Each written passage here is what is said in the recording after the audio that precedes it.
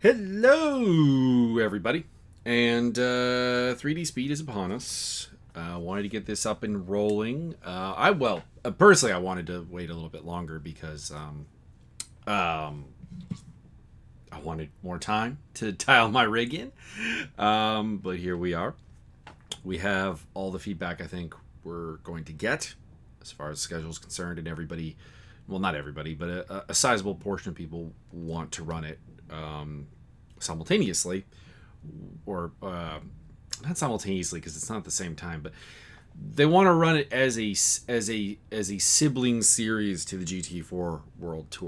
So we want to get this off the ground before that thing gets deep into it. So here we go. We've got the race app page, which you'll see in the link in the info channel. And not a ton has changed here. We're going with Ace Cup as the name instead of Pro Cup for the alien drivers. Just because the pro never really sat right. I mean, none of us are making a living off this, so it just was always a little bit problematic. I'm not really sure why it keeps doing this and giving me that extra space here, but oh well. I'm trying to figure that out. There's the schedule: Laguna Seca, Kyalami, Imola, Monza, Nürburgring, Spa-Francorchamps, Silverstone. We're up to 7 rounds this season because 6th place was a tie in the voting. And the tie was between Monza and Imola. So it made it really hard to pick one or the other. And they were a fair bit ahead of anything else. Not strictly true. Donington Park would have been 6th. But the way I did it with the British DLC stuff is I also minused off people who voted for no DLC tracks.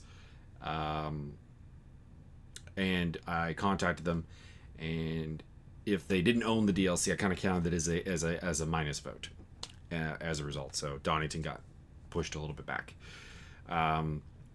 It'll come at some point. Obviously, the British stuff will become a part of it. So if you still haven't picked it up, work it into your gaming budget in the next while, because we're going to start using the tracks, I think, for some things.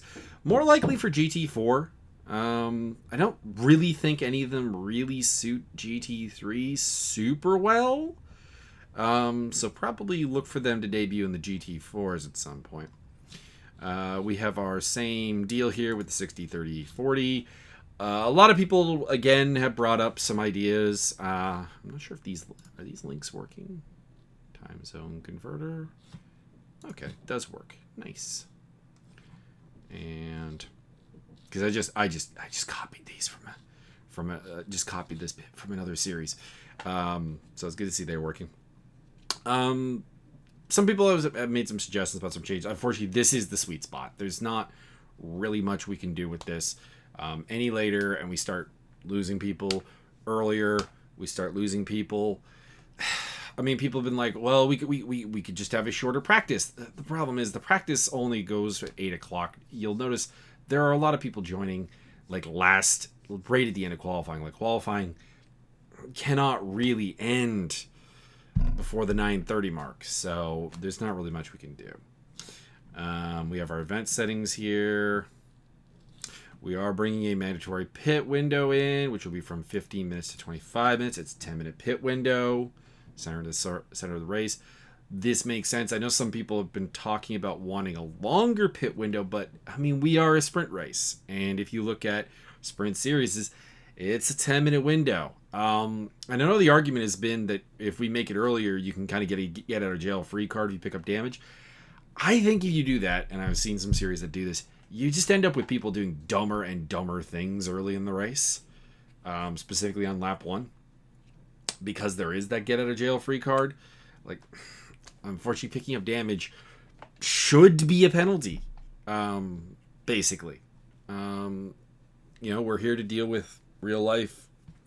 We're here to deal with a simulation of a real race, and you wouldn't have a magic get out of jail free card in that case.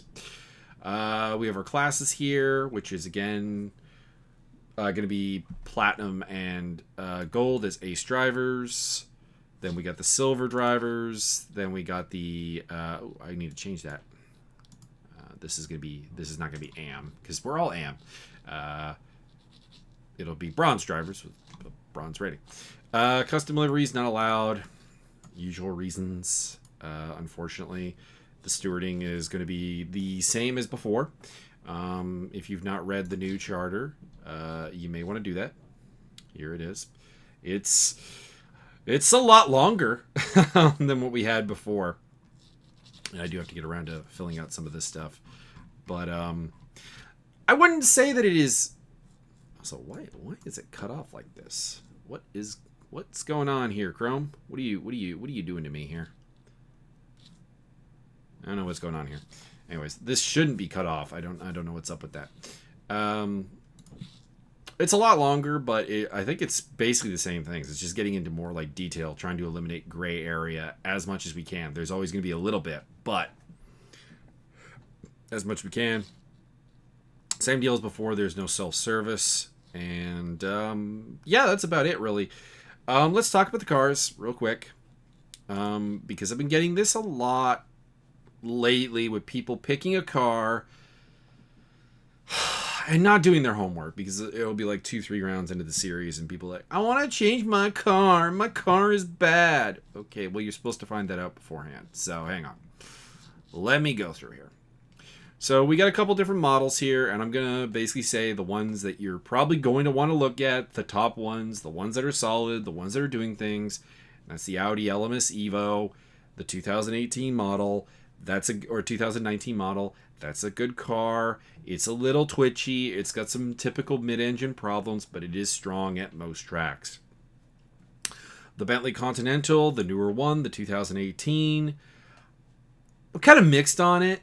I don't think that it really has a lot of strengths to make up for the fact that it kind of oscillates. What I mean by that is when I drive the Bentley, I find that different tracks illustrate different problems. I mean, every car has that, but they tend to follow an architecture, and the Bentley doesn't really. So, I mean, if you're comfortable in the Bentley, go ahead, not saying no, but I also don't think it's a great beginner car. Avoid the BMW. Both Ferraris are fairly viable. The 2020 is better. The NSX Evo is a don't drive car. It's not very strong. It will be at the first 2 rounds. So I think that's the important thing to mention. We're going to IGT tracks, Kyle Almy and Laguna Seca off the bat. And the Honda has a different BOP there. So if you really want to get a feel for the Honda NSX and you want to run it, go try it out on some European tracks, because that's really where it's going to be, where you're going to find what it can really do. Avoid the Jaguar, avoid the Gallardo. The Evo Lamborghini is... I don't like it, but I don't like it for like personal specific driving style reasons. I think it's a perfectly fine car. The Lexus is I think the Lexus is a fairly good car as well. Good beginner car. 650S is not terrible, but you want to go 720. The 725, both Mercedes are viable. The Nissan isn't really...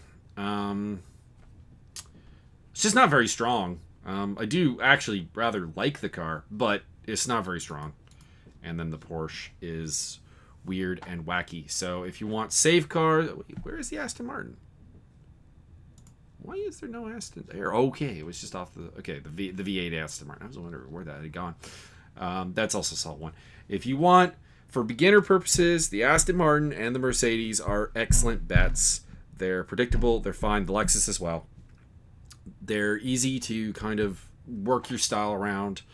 And then if you if you're new and you really want to do the mid-engine thing, or you're not terribly confident, okay, look at the Ferrari, look at the Audi, look at the McLaren. Those would be the 3 I would look at there. And then, of course, look at who's looking for people on teams. And again, we will have the teams thing where you do have to have related liveries for the purposes of this. Now, something we are going to do here, because Aston Martin is a little bit short-handed, and it's very, very popular, is I think I'm going to divide the R Motorsports team, which is these gray gunmetal liveries, and then these ones here. So like the 62, the 76, the 762 liveries, into 2. So this team will be kind of separate. The 3 sprint cars. Kind of weird that they haven't come up with an enduro version of that yet, but oh well. they'll be available. And of course, we do have the British DLC stuff coming in with the 2 and the 47, the 37 livery there, that one there, that one there. So there is a little bit more variety than last time. I am, of course, I am penciling myself in as an Audi.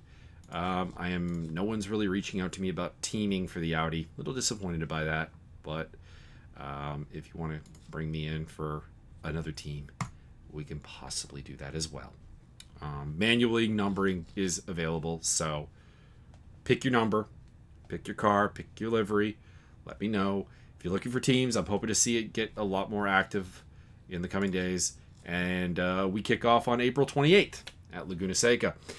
Tonight's race, we're going to go to Zolder. And the reason is Zolder. You guys have this masochistic need to race Zolder because it was the next highest ranking track.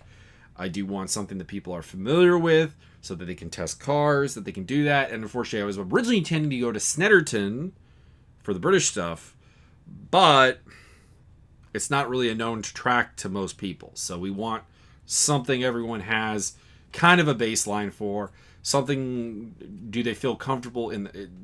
When you're testing a car, basically, you want a track that you know. And we've been to Zolder before. It's apparently popular with you guys. We roll on. We'll be visiting Laguna Seca, Calami, Imola, Monza, Nürburgring, Spa-Francorchamps, and Silverstone. All the 2020 physics. So get ready for that. And yeah, that's all I got. If you got questions, shout out. And let's get the signups rolling. Let's get some things happening. And once again, we'll be doing the entry list. So when you join, please give me your driver file as well as everything else that we normally ask for. That way we can set up the entry list properly. All right. So have a good day. And we're off to the races. I'll be racing on my new rig tonight. Although, disclaimer, I still haven't figured out where I want the pedals to be. So there you go. And there will be a video about that at some point.